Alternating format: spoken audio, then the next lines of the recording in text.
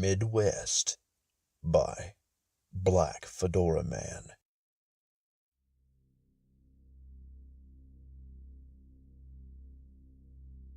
Having spent my life in a buzzing metropolis, driving through the Midwest states was a hypnotic and sobering experience.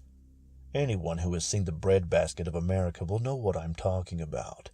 Fields, billions of acres of crops covering the land in waves of undulating leaves, the tame wilderness organized into rows, blocks, and circles, continuing on for hours and hours and days and days.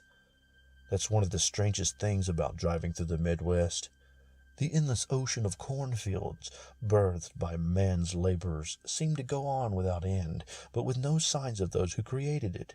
A car here, a small house there, a windmill, a rotting barn.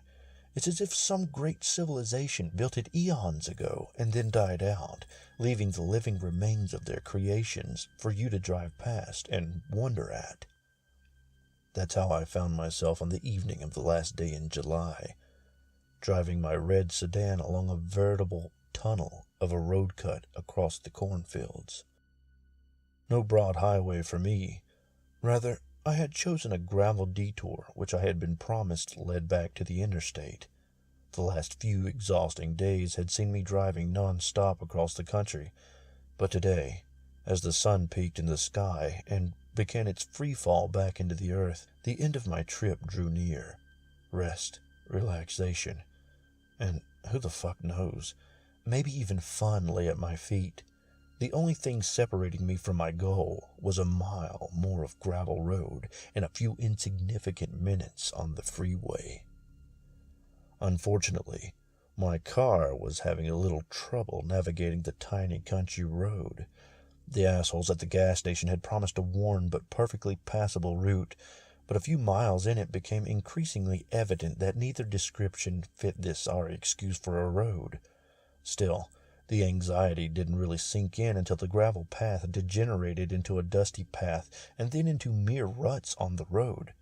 As the weeds growing between the tire tracks began to hit the underside of my car, I briefly grappled with the idea of turning around and taking the more traditional, albeit longer, paved route. But soon that stubbornness got her way, and I plowed on forwards against the rising weeds and deepening dark. As the sun kissed its lower lip to the crust of the earth, I stopped my car. My journey had come to an abrupt halt. The road, barely discernible among the vegetation and barely wide enough for the car, had ended. Stopped, right in the middle of a field of corn. Apparently, this was the literal road to nowhere.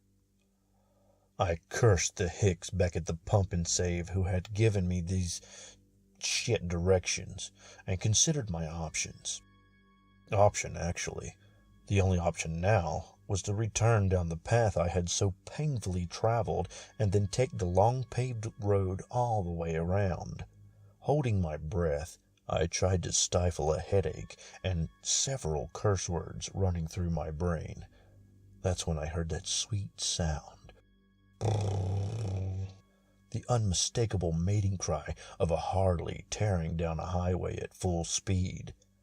Evidently, the interstate was straight ahead and only a few hundred yards away. I felt some guilt for what I was planning, but stubbornness's sisters, adventure, and lethargy convinced me that mowing down some several hundred feet of some farmer's corn harvest was worth not spending more hours on the road. I wasn't sure if a sedan could hold up to such punishment, but my car handled it like a pro, crushing and pulverizing the green stalks as they bent away and under the bumper. A couple of minutes and bam, I was through, back out into the dim evening light. I laughed and flipped the wipers to clean all the cream shrapnel covering my windshield. I stopped mid-laugh.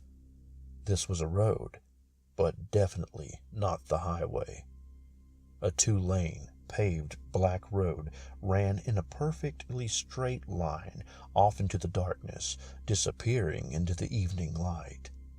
I cursed the assholes at the gas station again and prepared to bash my way back to the dirt path, but turning around, the beautiful hole I punched through the field was gone. A wall of corn, not row to row but stalk to stalk, stood in front of me. I realized with a sinking heart that there was no way I could find the dirt path again, in that solid block of green. Once again, I weighed my options. Just two now, left or right. I headed what I figured was due south and hoped this road linked up to the highway for which I so desperately strove. Miles and miles I traveled. No change in scenery. Miles and miles of cornfields pressing in on the car, enveloping me in the gloom of early light. No other cars, no other sounds, no radio reception. I stopped a few times at first listening for the signs of a busy highway, and later just listening for anything at all, anything beyond my breathing. Nothing. Nothing but the crickets, gently chirping to each other across the ocean of waving stalks. More driving. The crickets faded away, and only the occasional shrill whine of a cicada cried out into the night. More driving. Low on gas. More driving. The moon peered over the tufts of corn and lifted itself into the sky, transforming the land into monochrome, draining away color. More driving. Very fucking low on gas. More driving. Nothing but corn fucking everywhere. More driving. A barn? A barn. The glow from the light of the moon made it appear like a ship in the sea, a dark but welcome shape rising above the monotonous and oppressive landscape. With a mixture of relief and apprehension, I continued down the road. One turn, a short driveway, and I'm there, parking at the bottom of the sloping hill that leads up to its moonlit roof. It's built in an old wooden style, high-gabled with heavy oak doors. It looks old, like not just the normal, "Oh, look, it's an old barn, kids," but really old, like it hadn't been looked upon, much less opened, in hundreds of years. Still, its presence offered some hope and companionship, shelter and safety. Getting out of the car, I walked up the path to the front doors. Interestingly, the grass all around the barn, a meadow extending about 50 yards, was clearly meticulously cut and groomed. Also, the path up to the barn had been worn smooth, like some large machine had routinely pounded up and down, polishing and flattening the path. Striding up to the door, I knocked, and knocked again. I gave it several minutes, but apparently no one was living inside. I opened the doors and walked in. I was right. The stench hit me first. It was powerful, like a left hook right on the nose, seedy and cloying and sour. It was like being dunked headfirst into a porta-potty. I retched, struggling to force fresh air down into my lungs. But as my eyes adjust and the stench escapes into the cool night breeze, the horror begins. The barn was full of corpses. Dead bodies lay on tables, hung from the walls, and sat piled in great heaps into the corners. Green with rot, their open mouths were grinning, their decayed eyes staring emptily about the barn. The world started to spin around. My knees buckled, and my breath escaped once again. Hundreds of bodies. Some were still fresh, crumpled, spread eagle in the corners of the barn. Huge red ringed gashes covering their bodies, wounds that looked like splashes of lipstick applied to their pale, naked forms. older, rotten corpses were laying out flat onto slabs of stone and wooden tables and hung from the walls, cut open and divided in a grotesquely methodical pattern. Their hearts were placed carefully near their heads, tongues cut out, various organs lying discarded and piled onto the floor below, and their intestines bunched up and knotted like a nightmarish bouquet of flowers.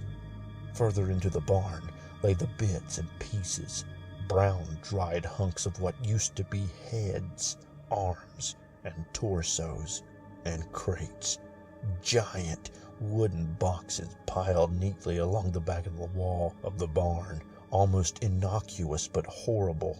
Dark stains seeped from under the lid and ran down.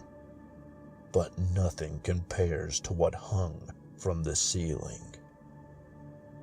A fraying rope stretched down from the rafters.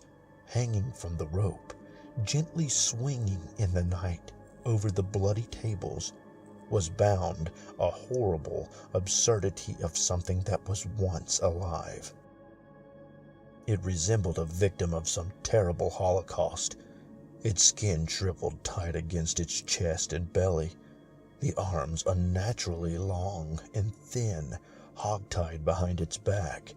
Its hands and feet were enormous, ending in gnarled fingers a foot long, with a jagged yellow nail at the tip of each one. Its head, a burlap sack, had been tied around its neck, completely covering the corpse's features. A gash ran through the length of its neck, and dried remains of some purple ichor running down from the wound and staining the bag over its head.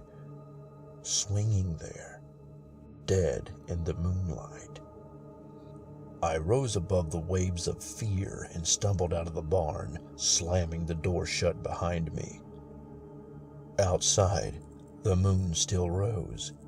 The wind still blew, and the crickets chirped. The horrors inside the barn had no effect on the simple sanctity of nature. Leave, run, drive. Those were the only thoughts that permeated my numbed mind. I turned away from the wooden monstrosity before me and ran to my car, but the car wasn't there. There was nothing around but cornfields. As I ran around the barn, the rows of waving stalks danced before my eyes. Trapped in an ocean on a ship of the dead. No, I cannot stay here. I made a break for the fields of corn, the terrors behind chasing me heedlessly into the unknown ahead. As I hit the edge of the corn stalks, my courage failed me. I couldn't go ahead, and I couldn't go back. I stood there, shrouded by the complete silence. A light breeze tousled my hair as I stood motionless and frozen. Gently, the field of corn swayed in place as the wind picked up. Then, the wind really began to pick up. The corn stalks began to march back and forth in what was quickly becoming a maelstrom. The wind whipped my face and tore across my arms. It reached down my throat, pulling my scream out and mixing it with the surrounding chaos. Rain. It was suddenly raining.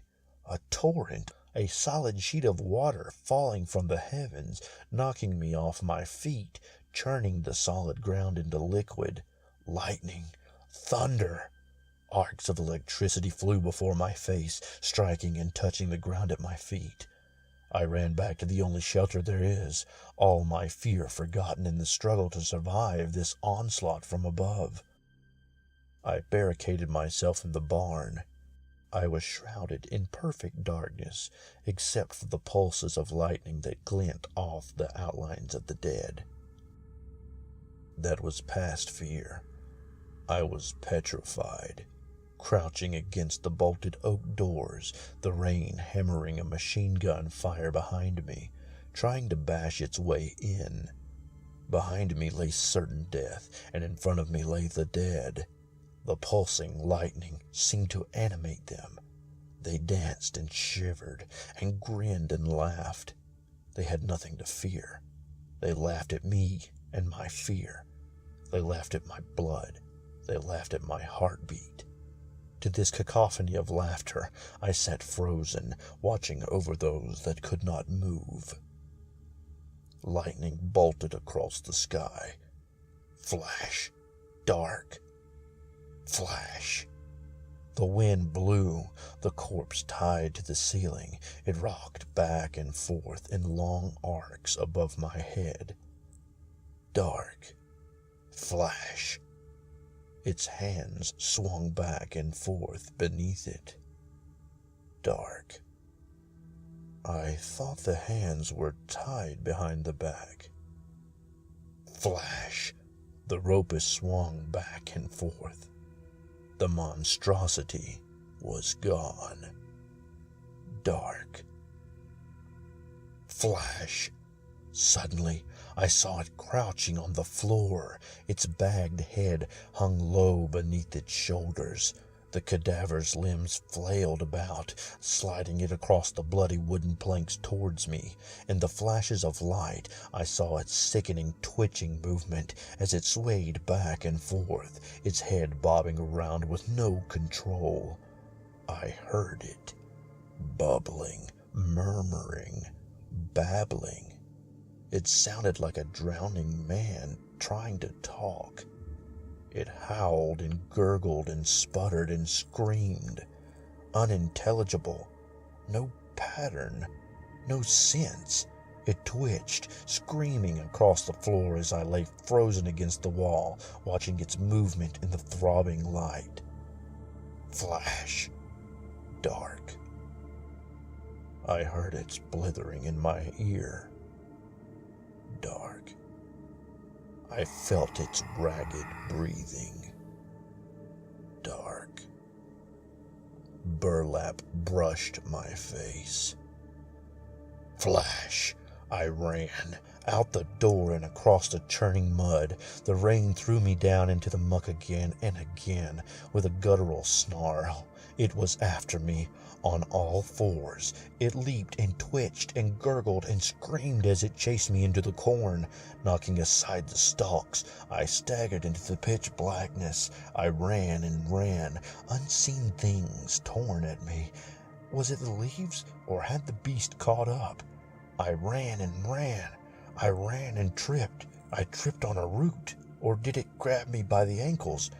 I ran and ran and ran, obviously oblivious to the darkness, to my fear, to my aching lungs, and then it caught me. Long nails, no, talons, gangrenous and yellow, tore into my shoulder and held me back. I stumbled and fell. I was going to die. I could feel its breath on my face again. I could taste the death on its hidden lips. I will not die. With a yell, I rose up and grabbed its sallow arm, tearing its claws out of my back with a sharp flash of pain and blood. The monstrosity gibbered and yelped, and I ran and I ran and I ran, and I tripped again, falling down into the darkness, skidding across mud and stones, almost drowning in the muck. I tumbled down and down. Then it all came to a stop. I looked up from the bottom of a ditch and realized I am out of the cornfield. I was on the road. The rain had gone away. The wind had died. Best of all, my car was parked by the edge of the road. I wasted no time in jumping in, locking the door, and starting the engine. Miraculously, I had half a tank of gas. With a yell, I stepped on the gas pedal, hoping to charge forward forever and ever out of the blackness and into the light of day. The mud churned beneath me. My tires spun helplessly. They sunk into the muck. Ahead of me, the cornstalks parted, and the dead thing crawled out into the beams of my headlights. With growls and burbles, it slowly slipped through the mire in front of me, taking its time, savoring the web of dread it had trapped me in. Last chance. I stepped on the gas again and flew forward. The creature leaped. My windshield cracked with a thunk and a splash of purple blood. It collided against the car, then flew across the road. "Fuck you!" I cried as I steered towards its crumpled form. 10 feet, 5 feet, 3 feet. It got up. I missed. But as I went swerving by, it didn't give chase. I could see it in the rearview mirror, struggling to stand up. I shifted into reverse and revved the engine. Then a shape appeared above the cornstalks, blotting out the moon. A shadow climbed out of the field and walked down to the road. The light of night shone off shoulders that stretched meters across. 40 feet above the ground, an outline of a head eclipsed the stars. It bent down to the monstrosity sitting in a pool of vile blood. The shadow picked it up, caressed it. Then it turned toward me. A low moan filled the air, rattling the car and sending the cornstalks into another mad dance. With its free hand, the monstrous shadow reached down to its waist, then lifted something high into the air, something big and sharp that reflected the light of the moon across the darkened fields. I slammed back into gear and flew forward. The moan continued, the steering wheel coming loose in my hands. The cornfield are in a mad frenzy, stalks bending and swaying with so much force they uproot, the toss into the air, covering the road in shadows and leaves. Thud, thud, thud. Ground-shaking footsteps coming for me, coming closer. A shriek of metal and something cleaved the roof of my car in two. Light spilled into the car like air into a wound. The sound of twisting metal deafened me as the wheels began to lift off the ground. And then it was over. I dropped back to the road and accelerated, the shadow's footsteps fading away into the hellish moan. I tore down the road without abandon, the dark shape and its unearthly call fading behind me. I get it now. The horrible, blubbering shape was merely a pet, a dog, a guardian of whatever nightmarish creature lives and works in the barn. It was the true master of that slaughterhouse, although it was far behind, that dark shadow. It looked enormous. It turned, a flash of silver bursting from its hand as it disappeared back into the swaying cornfields. Pedal to the metal, 130 miles an hour, the engine roaring, the tires squealing. I flew down the road impervious to my surroundings, to the blood flowing down my back. Minutes passed like lifetimes. Trees and shadows loomed like 1,000 unnamed horrors down upon my head. Then a light. More lights. A town. Not just a town. The town. The fucking place I was trying to reach so long ago, earlier today in an earlier life. I stumbled into a diner. The screaming of the waitress lulled me into dark unconsciousness. Sleepwalking, the doctors say. Here, take these pills, they say. 100 doctors, maybe more, and they all agree that I'm a head case. The cuts on my face and arms? Scratches from the sharp corn leaves. My shattered windshield? I drove into a ditch. They throw a rainbow of pills in my face to cut down on my dreams, to avoid panic attacks, to bury my sorrows in a field of manufactured happiness. I guess doctors know best. Still, there are some things they've never been able to explain. I had some tests done on that purple liquid splattering my car. Inconclusive, all of them. Apparently it's blood, but contains things that are not blood. There isn't much to say about the straight, clean cut that runs the length of my roof either. Nobody has been able to tell me what can cleave steel like butter. Then there are the 4 jagged wounds across my back that ooze pus and bleed, but refuse to heal. I stay in the city now.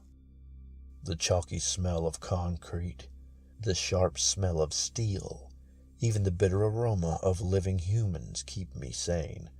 My apartment has no plants in it. I eat meat and bread. The sight of a cob of corn, or even a kernel, makes me throw up, sometimes faint. For the most part, I can interact normally, except for the vomiting thing, and pretend like that last day in July never happened. I feel perfectly safe in the daytime, but each night when I sleep, I'm forced back. Back to the moonlit fields where the cornstalks bend and sway with the howling wind. Back to the hall of corpses where the hooded monstrosity shrieks and gibbers and twitches. Back to the haunting ground of the unseen butcher, whose long knives flash into the darkness.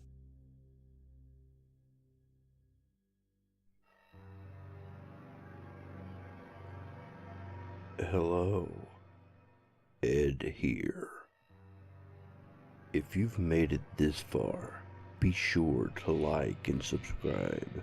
Share this video on all your social media and show your support by becoming a patron today at patreon.com/CreepypastaED. Also, there is Ed merch available as well. Link in the description. If you have a story that you would like to be told, send it to creepypastaed@gmail.com. Until next time, remember, don't fall asleep.